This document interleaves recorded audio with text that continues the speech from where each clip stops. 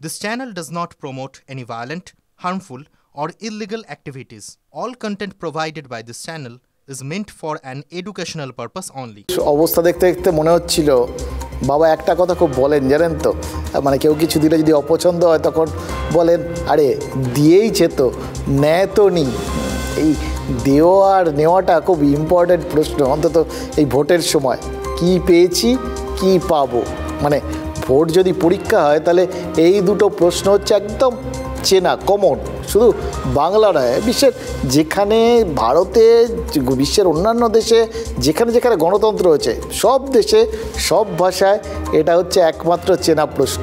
আর এই দুটো প্রশ্নের উত্তর যদি ভালোভাবে মুখস্থ করে প্রার্থীরা যেতে পারেন না, নিশ্চিত পাস করে যাবেন।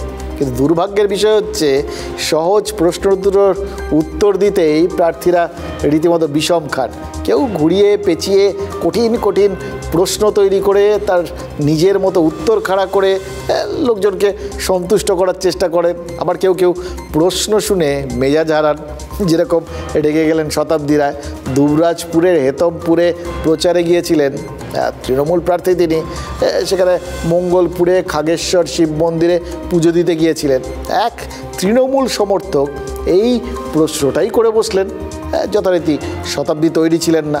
আসলে অনুব্রত মণ্ডলের জেলা তো, তৃণমূল প্রার্থীকে আগে কখনো কোনো দিন দেখো প্রশ্নের মুখে পড়তে হয়নি, তাই শতাব্দী সম্ভবত হিসেবের মধ্যেই রাখেন নিজে, তাকে কেউ প্রশ্ন করে বুঝতে পারে।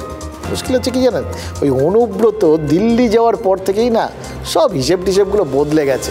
ভোটে গুড় জল চড়াম চড়াম সেগুলো হবে কি হবে না, এটার লোকের মধ্যে একটা সংশয় তৈরি হয়েছে।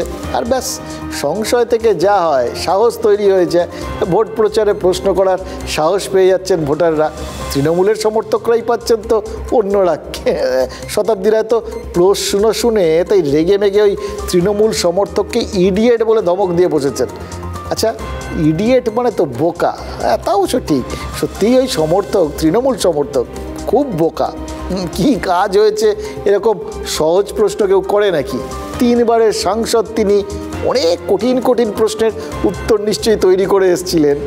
বিজেপি দেশের পক্ষে কতটা বিপজ্জনক, বাম কংগ্রেসের এই জোট সেটা কতটা ভোট পেতে পারে, বা দেশের পক্ষে সেটার আদৌ কোনো অস্তিত্ব আছে কি না, এই সমস্ত প্রশ্ন টশ্ন হলে ঠিক ছিল। কিন্তু ওসব উত্তরে বীরভূমের এই প্রান্তিক গ্রামের এক তৃণমূল সমর্থকের কি লাভ হবে বলুন তো? তিনি তো জানতে চান যে গত 15 বছরে শতাব্দীকে বারবার জিতিয়ে তাদের হলোটা কি, উপকারটা কি পেলেন, কি পেয়েছে। এবার শতাব্দী উত্তর দিতে পারলে হয়তো পরের প্রশ্নটা করতেন যে এবারের ভোট দিলে কি পাবো, মানে ক্ষয়রাতি নয়, উন্নয়ন কি হবে। কিন্তু শতাব্দী তো প্রিলিমিনারি এক্সামেই বসলেন না, মেন পরীক্ষাটা তিনি কি দেবেন, তিনি তাই পরীক্ষককেই ইডিয়েট বলে বসলেন। ক্রিকেটের ঠাকুরদা WG গ্রেস, তাকে একবার আউট দিয়ে দিয়েছিলেন আম্পায়ার, তখন তিনি পাল্টা ধমক দিয়েছিলেন যে এটা লোকে আমাকে দেখতে এসছে, এই সমস্ত আউট ফাউট আমাকে দেয় নাকি। কিন্তু মুশকিল হচ্ছে গ্রেসের আমলে ক্রিকেট যা ছিল এখন কি তা আছে? আর ঠিক একইভাবে অনুব্রতর আমলের বীরভূম যা ছিল এখনও কি তাই আছে? শতাব্দী রায় মনে হচ্ছে বদলে যাওয়ার সময়ের সঙ্গে ঠিক খাপ খাইয়ে নিতে পারেননি, তাই প্রশ্নকর্তাকে ইডিয়েট বলে দিয়েছেন। এবার মার্কশিটে প্রশ্নকর্তা কি করেন সেটা তার ব্যাপার। আপাতত বাংলার রাজনীতিতে এই একটাই আলোচনা চলছে, কি পেয়েছি এটা যদি নেতাদের প্রশ্ন করা হয় তাহলে উত্তর মিলবে ইডিয়েট।